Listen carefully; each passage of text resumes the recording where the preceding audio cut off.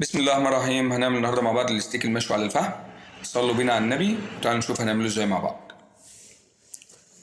معانا حتة لحمة انتركوت، هننضفها بالشكل ده كده، الظهر بتاعها مش محتاجينه في حاجة، وهنقطعها مع بعض بالطريقة ديت شرايح كده ستيك.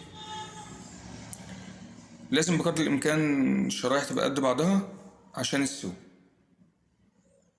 تمام. والانتركوت من أطرى حتت اللحمة في السوا أو في عمايل الستيك، تبقى كويسة جدا يعني ومناسبة. وكده بعد ما خلصنا تقطيع كل كمية هنجهز التتبيلة مع بعض. طبعا احنا عصرين بصل وفلفل وطماطم وتوم، ومعانا كزبرة وجوز الطيب وملح وفلفل اسود وبهارات لحمة اللي هي السبع بهارات. هنضيف معانا معلقة كبيرة صويا صوص، ومعلقة كبيرة مستردة، ومعلقة كبيرة كاتشب، وهنقلبهم طبعا مع بعض كويس قبل ما نحط اللحمة بتاعتنا.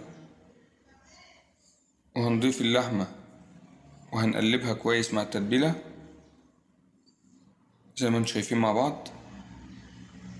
وكده بعد ما اتبلت هندخلها التلاجة لمدة ساعتين، وبعد كده هنرصها في شبكة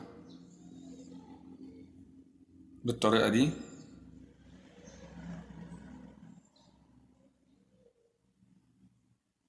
ونرص الكمية كلها.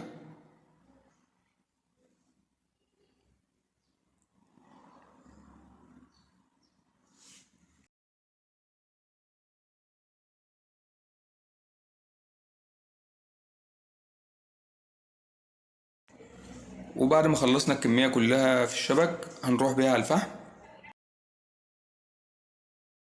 هنديها صدمة من كل ناحية لمدة 5 دقايق. وكده بعد ما خلصت على الفحم خالص، بس هي طبعا لسه مستوتش، هنرصها في صينية فيها بصل وفلفل وطماطم متبلين طبعا. هنرصها بالشكل الجميل ده، وبعد كده هندخلها الفرن لمدة ساعة على نار متوسطة. وكده بعد ما طلعت من الفرن معانا، شايفين الجمال والحلاوة، بسم الله ما شاء الله، والسوا بتاعها والطعم والريحة حاجة جميلة جدا. وألف هنا وشفا.